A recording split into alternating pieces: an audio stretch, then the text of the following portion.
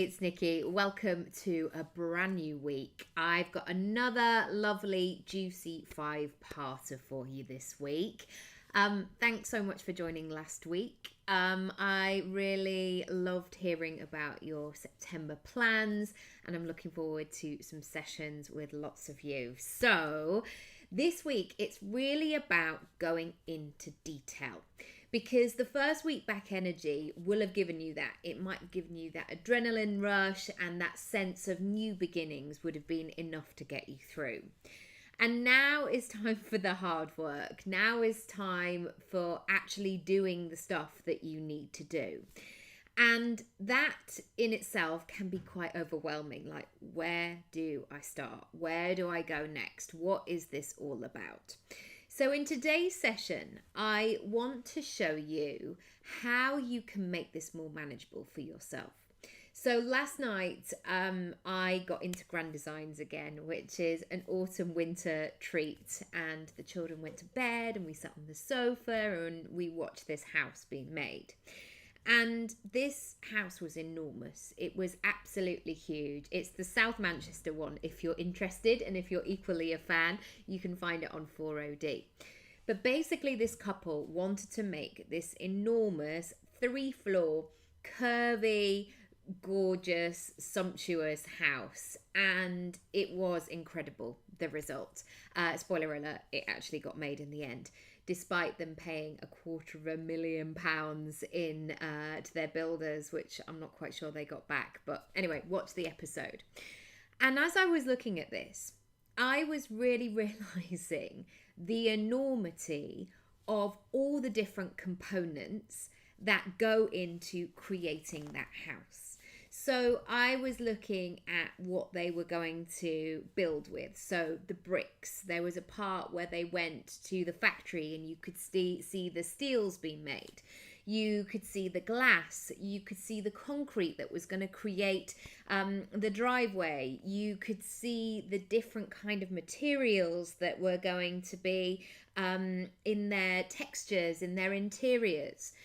And it sort of really resonated with me, because I now know, because I've been doing this goal setting process for a long time, it's not enough to just have the vision. As in, those people could have spoken about their dream all day long, like, we're going to build this house, it's going to be amazing, it's going to be 3 floors, I can't wait for you to see it. But until you start looking at, okay, what do I know first and foremost, and how are we going to get this moving and shaking? How are we going to get the materials in place? How much is it going to cost? What's it going to require of me to be able to do this? So first and foremost, yes, have your goal, have your big picture vision, have that sense of like, that's what I'm aiming for. That's the ideal version. That is what all of this work is for. But then break down the details. Break down the different departments, essentially. So I know if I've got a business goal, for example, I need my vision department to be working really well. I need my logistics department. These are all departments in my head, by the way. I need my logistics department to be working really well. I need my account system to be working really well. I need my creatives, my marketeers to all be talking to each other. So really break it down in terms of those different departments for yourself. And then what you can understand is all of the different things that you can be doing in order to get towards this vision. So as I was looking at this house, I was thinking you need people who are excellent architects. You need people who are going to be risk assessment people, who are going to know about drainage and construction and structural engineers and all of that kind of side. You also need people who are going to know about insulation, who are going to know how to actually make it work and make it safe and make it sturdy. And I was thinking about what those skills look like on a day-to-day basis. That it isn't just a case of like, we've got to build this house, yeah, we've all been in teams or been in scenarios where people go, let's just keep pushing, yeah, let's just keep going. And it's like, yeah, we could, but there's more nuance to it than that. And so I noticed within that process that there were times where you had to go, when you needed a lot of bodies against something to get it shifted. There were moments where you had to keep negotiating and fine-tuning and going back to the vision board, going back to the planning, going over the numbers again. Another thing that came up with is sometimes it's those moments, especially with a goal, where you're like, what I'm doing is not working. What I'm doing is not going to get there. It's not going to give me the solution that I want. And so making sure that you have that space and that time to go, so how do we make this work? There's times also where you need to step away, where you need to let things dry out sometimes. You are sometimes restricted because of the weather. Sometimes you just need to go to bed and close your laptop and start something fresh.